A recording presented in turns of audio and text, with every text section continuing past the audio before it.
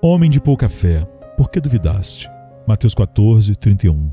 A dúvida, ao que parece, deve estar condenada a ser eterna companheira da fé.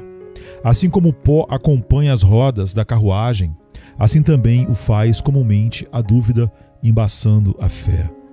Homens de pouca fé estão sempre sendo amortalhados pelo medo.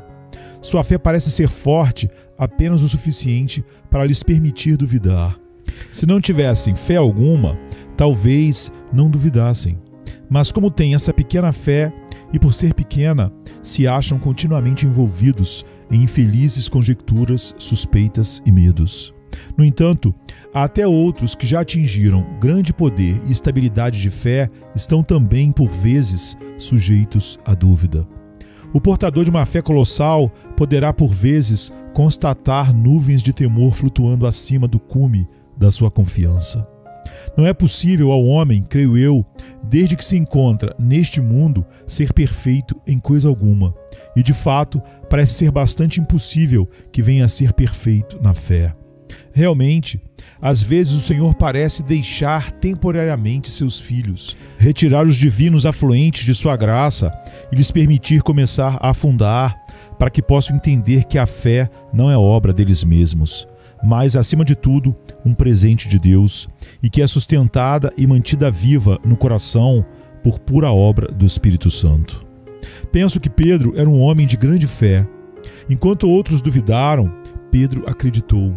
Declarou corajosamente que Jesus era o Cristo, o Filho do Deus vivo, e recebeu um elogio do Mestre por sua fé.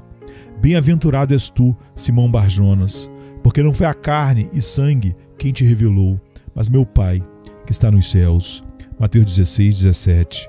Era um homem de fé tão forte que, a uma ordem de Cristo, pôde andar sobre as ondas e sentiu-as como vidro sob seus pés, impedindo-o de cair. Quando, porém, a fé o abandonou e ele, olhando para o vento e para as ondas, começou a afundar, o Senhor o advertiu amorosamente: homem de pouca fé, por que duvidaste? É como se dissesse: ó Pedro, a tua grande fé é um presente meu, e a grandeza dela é obra minha. Não penses que és o autor da própria fé. Se o fizeres, tua grande fé poderá desaparecer rapidamente e, como alguém que não tem fé, irás acreditar mais na força do vento e temer mais as ondas, deixando de crer no poder do teu mestre. Então, afundarás. Acho que estou bastante certo em supor que hoje há pessoas aqui cheias de dúvida e medo. Tenho certeza de que todo cristão verdadeiro tem seus momentos de questionamento inquietante. O coração que nunca duvidou é porque ainda não aprendeu a acreditar. Como dizem os lavradores, a terra que não produziu joio não produzirá trigo. O coração que não consegue produzir uma dúvida ainda não entendeu o significado de crer. Quem nunca duvidou de sua condição pode ser que o faça, talvez, tarde demais. Sim, pode haver aqui alguns tímidos, aqueles que sempre são de pouca fé, como também pode haver os de grande coração, valorosos para com a verdade, mas que vivam uma época de desânimo e escuridão em sua coragem. Abordemos as questões temporais. Deus não faz para o seu povo, especialmente, um caminho mais fácil para o céu. Antes de sermos coroados, temos de lutar. Antes de podermos ingressar na cidade celestial, precisamos cumprir uma peregrinação, de certo modo, exaustiva. A fé nos ajuda e dá forças nas dificuldades, mas não nos dá direito a escaparmos delas. É em meio à tribulação que herdamos o reino. Todavia, quando cheio de fé, o cristão passa pela aflição com uma canção nos lábios. Entra na própria fornalha ardente, sem medo algum da chama voraz, ou desce como Jonas às grandes profundezas, destemido no mar faminto. Enquanto a fé mantém sobre nós sua custódia, o medo é um ser estranho. Contudo, em meio a várias, grandes e dolorosas dificuldades, o cristão pode começar a temer que por fim venha a ser dominado e seja deixado à própria sorte para sucumbir em desespero. Qual, no entanto, a razão para duvidarmos? Tem de voltar ao texto e à grande pergunta: homem de pouca fé, por que duvidaste? Aqui então cabe investigarmos por que Simão Pedro duvidou. Ele duvidou por duas razões. Em primeiro lugar, porque deu mais atenção do que devia às causas secundárias. E em segundo lugar, porque deu menos atenção do que devia à causa principal. Esta resposta também deve lhe servir, meu irmão temeroso e trêmulo. É esse o motivo pelo qual você duvida. Deve estar dando atenção demais às coisas visíveis e bem pouca atenção ao seu grande amigo invisível, que está no controle de suas dificuldades e logo irá libertá-lo. Veja o pobre Pedro. Seu mestre o convida a vir a ele. Na mesma hora, ele se lança ao mar e, para sua própria surpresa, se vê caminhando sobre as ondas. Olha para baixo e realmente é verdade. Seus pés estão sobre uma onda encrespada, mas ele continua ali, caminhando sobre as águas. Ainda mais um pouco e seu caminhar é seguro. Pensa Pedro, mas isso é maravilhoso.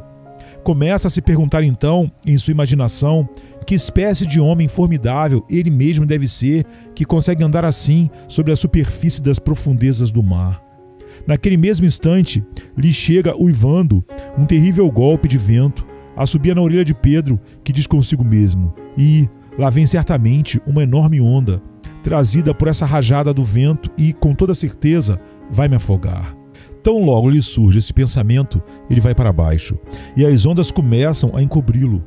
Enquanto tinha os olhos fechados para os vagalhões e os ouvidos para as rajadas de vento, mantendo-se abertos para o Senhor, que se mantinha ali diante dele, não afundou. Mas no momento em que fechou os olhos para Cristo e os abriu para as ondas e os ouvidos para o vento tempestuoso, ele foi abaixo, para a profundeza traiçoeira que temia. Poderia ter atravessado léguas no Atlântico, poderia ter até cruzado o Pacífico se mantivesse seu olhar em Cristo. E nem vento, nem vagalhão algum teria retido os seus passos, mas teria submergido também em um pequeno riacho se passasse, como passou, a olhar para as causas secundárias e se esquecesse do grande Senhor e Mestre do universo que o convidara a caminhar sobre as águas. A verdadeira razão da dúvida de Pedro foi, portanto, olhar para as causas secundárias e deixar de olhar para a principal. É esse também o motivo pelo qual você duvida. Permita-me sondá-lo um pouco mais. Você que se encontra desanimado diante de preocupações temporais, qual é a razão para ficar neste estado? É porque, explica você, nunca estive em tal situação antes na minha vida. Onda após onda de problemas vem em minha direção. Perdi até um parente querido e depois outro. E é como se todos os meus melhores negócios estivessem cada vez mais fugindo de mim. Antes eu tinha uma maré cheia de oportunidades. Agora só tem maré vazante. Meu pobre barco quase range sobre o cascalho e vejo que em breve talvez nem haja mais água suficiente para flutuar. O que será de mim e dos meus? Ou então, meus inimigos têm conspirado contra mim em todos os sentidos, para me derrubar e me destruir. Oposição sobre oposição me ameaçam. Minha loja precisa ser fechada. A falência é iminente. Não entendo o que está acontecendo comigo. Se não é bem assim, suas dificuldades adquirem outras formas. Você sente, por exemplo, que é chamado a prestar um serviço ao Senhor, que se mostra ou lhe parece eminentemente árduo, que sua força é totalmente insignificante se comparada à tarefa que tem pela frente. Acha que, se tivesse uma grande fé, seria bastante para que pudesse realizá-la, mas com sua pequena e pobre fé, sente-se completamente abatido. Não consegue ver como poderá cumprir o prometido. O que é tudo isso, se não simplesmente olhar para as causas secundárias? Você está olhando para o seu problema, não para Deus, que lhe deu e conhece como resolver esse problema. Você está olhando para si mesmo, não para Deus, que habita pelo Espírito dentro de você e que prometeu ajudá-lo e sustentá-lo para sempre. Alma batida, bastaria ter a mais poderosa dúvida no coração, se ajudasse alguma coisa, se concentrar apenas nas coisas visíveis. Quem está próximo do reino dos céus teria motivo para se curvar e morrer, se não tivesse nada mais do que os olhos podem ver e os ouvidos podem escutar. Que maravilha então se você, quando ficasse desconsolado, passasse a observar apenas as coisas que são inimigas da fé. Devo lembrar-lhe, porém, que você deixou de dar atenção a Cristo, justamente a partir do momento em que se viu nessa dificuldade. Permita-me então lhe perguntar: você não tem pensado menos em Cristo do que antes? Não estou supondo que você tenha negligenciado suas orações ou deixado de ler a Bíblia, mas pergunto: tem tido alguns daqueles agradáveis pensamentos sobre Cristo que um dia já teve? Já levou suas dificuldades diante dele e disse: Senhor, a ti, que sabe todas as coisas e tem todas as soluções, confio tudo isso em tuas mãos? Deixe-me ainda perguntar: já considerou que Cristo é realmente onipotente e capaz de libertá-lo de qualquer má situação? Que Cristo é fiel e irá libertá-lo porque prometeu fazê-lo? Você não manteve o olhar nas mãos que o têm oprimido e prejudicado, em vez de mantê-lo nas mãos libertadoras dele? Não olhou mais para a pessoa desonesta que o golpeou do que para o coração daquele que conhece tanto você quanto essa pessoa? Lembre-se de que jamais poderá entrar na alegria e na paz enquanto estiver olhando para as coisas visíveis, para as causas secundárias da sua dificuldade. Sua única esperança, seu único refúgio e alegria devem ser olhar para aquele que reside no Santo dos Santos. Pedro afundou quando olhou para as circunstâncias exteriores, tal como você. Nunca teria deixado de caminhar sobre as águas, nunca teria começado a afundar se tivesse olhado apenas para Cristo. Tampouco você irá afundar se olhar tão somente para Ele. Permitam-me agora passar a argumentar com aqueles que são pessoas de Deus, mas estão em sérias dificuldades, a fim de que Cristo não as deixe afundar. Permitam-me aplacar seu medo com palavras de consolação. Você está na própria condição de Pedro. Você é como Pedro. Você é um servo de Cristo. Cristo é o seu bom mestre, seu Senhor e Salvador. Pedro, quando estava na água, estava onde seu mestre o havia chamado a estar. E você, em sua dificuldade atual, é não apenas o servo de Cristo, mas está exatamente onde Cristo quer que esteja. Suas aflições, lembre-se, não vêm do leste nem do oeste. Tampouco sua dificuldade brota do chão. Todo o seu sofrimento lhe é enviado por seu Deus. O remédio que você toma, e deve fazê-lo, é composto no céu. Cada partícula desse amargor que agora enche sua boca espiritual foi dosada pelo médico divino. Não há uma gota a mais de dificuldade em sua dose que Deus não haja escolhido colocar lá.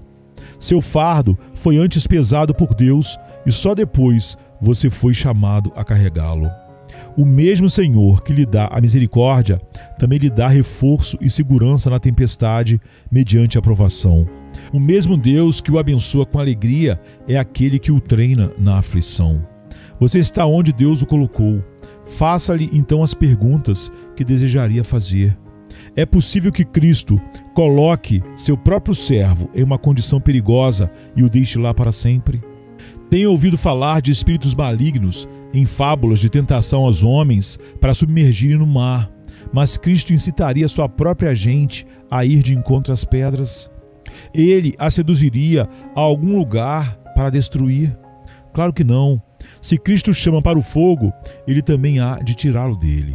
Se ordena que você caminhe sobre o mar, lhe permitirá caminhar em segurança. Não duvide. Se você tem andado por si mesmo, poderá sentir medo. Mas se é Cristo quem o colocou lá, de lá mesmo ele há de retirá-lo. Deixe que este seja o pilar da sua confiança. Você é servo dele e ele jamais o deixará. Você está onde ele o colocou e ele não permitirá que você pereça. Olhe adiante então, para além das dificuldades que o cercam.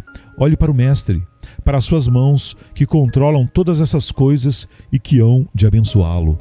Lembre-se, sobretudo, de quem é este que o colocou onde você está. Não é um tirano cruel que o tenha levado por simples opressão a dificuldades. Não é um rude e austero coração que o tenha ordenado a passar por essas dificuldades para satisfazer sua vaidade ou extravagância caprichosa.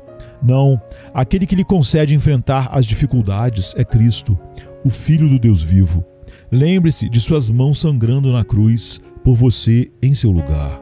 Não consegue entender que mãos que tombaram assim sangrantes jamais poderiam pender sempre que devam se erguer por sua bênção e libertação? Pense nos olhos dele que choraram por você na cruz. Acha que olhos que lamentaram assim por você podem se fechar e recusar a ver quando você está em aflição? Pense no coração que foi aberto por você. Então, um coração que sangrou até o fim da vida para poder resgatá-lo da morte deveria ser duro e impassível quando você se encontra subjugado em sofrimento? É Cristo quem está de pé sobre as ondas, em meio à tempestade, com você. Ele sofre tanto quanto você. Pedro não estava sozinho ao caminhar sobre o mar. Seu mestre estava com ele. Assim é Jesus também para com você hoje. Ele está com você em suas dificuldades e sofre com você como sofreu por você. Não poderá jamais deixá-lo aquele que o resgatou, aquele que está unido a você, aquele que o tem conduzido até aqui, que o tem socorrido até agora, que o ama mais do que você ama a si mesmo. Nunca irá desamparar você. Sim, afaste o seu olhar das grandes ondas agitadas. Não dê ouvidos à tempestade uivante. Volte seus olhos somente para Ele, o seu Senhor amoroso, seu amigo fiel. Fixe sua confiança nele, que mesmo agora, em meio à tempestade, lhe diz, como disse aos discípulos: sou eu, não temais, em João 6, verso 20. Quero oferecer ainda outra reflexão para você que esteja em dificuldades dolorosas por causa de questões temporais. Cristo o ajudou até agora. Isso não deveria confortá-lo? Ah, Pedro, por que você tem medo de que possa afundar? Já não foi milagre suficiente que você não afundou logo de início? Que poder é esse que o tem mantido até agora? Certamente não é o seu próprio poder. Você teria ido imediatamente para o fundo do mar, meu caro, se Deus não tivesse sido seu ajudante. Se Jesus não o tivesse feito flutuar, Pedro, você teria virado logo uma carcaça flutuante. Aquele que o ajudou a caminhar enquanto você caminhava, certamente poderá ajudá-lo o tempo todo, até conduzi-lo pela mão ao paraíso para ser glorificado com ele. Qualquer cristão que olhar para trás, para o seu passado, fica surpreso ao ver o que é e onde está. Toda a vida cristã é uma série de milagres, maravilhas e mais maravilhas em uma corrente perpétua. Maravilhe-se, portanto, por estar sendo apoiado até agora. E aquele que o manteve até agora não irá preservá-lo até o fim. O que é essa onda que se levanta e ameaça subjugá-lo, se você já suportou ondas maiores do que essa no passado? O que é essa rajada de vento uivante, se o Senhor o salvou quando o vento estava uivando muito mais do que agora? Aquele que o ajudou em tantas dificuldades não o abandonará. Aquele que o tem livrado do leão e do urso não irá nem poderá abandoná-lo agora. Até agora, os tem levado a voltar seus olhos daquilo que vocês estão vendo para aquilo que não podem ver, mas em que têm de acreditar. Ó, que eu possa ter êxito, apesar de minhas frágeis palavras, e que mais poderosa ainda seja a consolação de Deus a fluir. Um ministro de Cristo, que tinha o hábito de visitar aqueles que sabiam se destacarem pela devoção, para que deles pudesse aprender um pouco mais, foi chamado por um veterano crente que se distinguia pela santidade. Para sua grande surpresa, ao se sentar junto ao leito onde estava o velho homem, este declarou: ó, estou perdido. Pensava que fosse um filho de Deus, mas agora vejo que tenho sido uma pedra de tropeço para os outros. Durante esses 40 anos, tenho enganado a igreja e enganado a mim mesmo. E agora descobri que sou uma alma perdida. O ministro, muito sabiamente, retrucou: ah, então suponho que você gosta muito do som melodioso das músicas do mundo, da bebedeira, dos divertimentos mundanos, que se deleita em profanação e pecado. Ah, não, disse o homem. Não consigo suportar nada disso. Não consigo suportar pecar contra Deus. Oh, então, replicou o ministro, não é provável que Deus o prenda no inferno com homens que você não consegue aguentar aqui.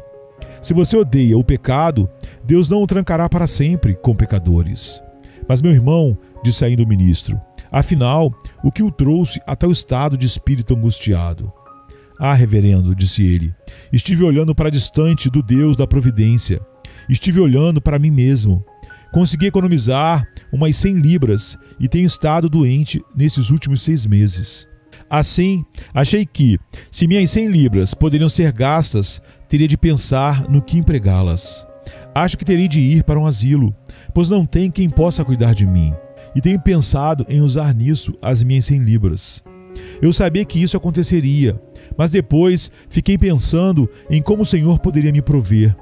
Nunca tive dúvida ou medo disso, até que comecei a me preocupar com esses assuntos temporais. O bom era quando eu podia deixar tudo com Deus. Se não tivesse as 100 libras, estaria perfeitamente seguro de que Ele proveria as minhas necessidades. Mas começo a pensar agora que não poderei prover depois a minha própria subsistência. No momento em que penso nisso, meu coração fica apertado e entristecido.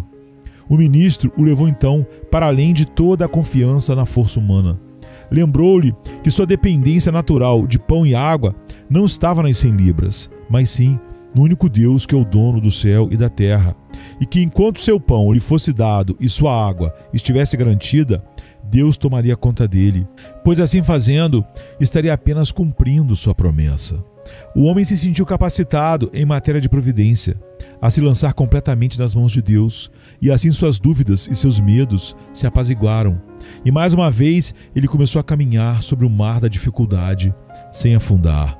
Ó fiel, se você tomar sua vida em suas próprias mãos, logo se verá em dificuldade. Um velho puritano disse: aquele que esculpe como estátua a si mesmo, logo cortará seus dedos. E eu acredito nisso. Nunca houve um homem que tomasse seus próprios assuntos da mão de Deus e não ficasse ansioso por levá-los de volta ao Senhor. Aquele que corre adiante da desgraça faz uma caminhada inútil. Se deixarmos todos os nossos assuntos, tanto temporais quanto espirituais, nas mãos de Deus, não nos faltará nada de bom. E, o que é melhor, não teremos preocupação, dificuldade ou pensamento fixo. Lançaremos todo o nosso fardo sobre Ele, pois Ele cuidará de nós. Não há necessidade de dupla preocupação. Deus se preocupar e a criatura também. Se o Criador cuida de nós, podemos cantar o dia todo com prazer e felicidade, como dizem os versos: mortais, cessem labuta e sofrimento, pois Deus lhes dará todo o mantimento. Homem de pouca fé, por que duvidaste? Mateus 14, 31.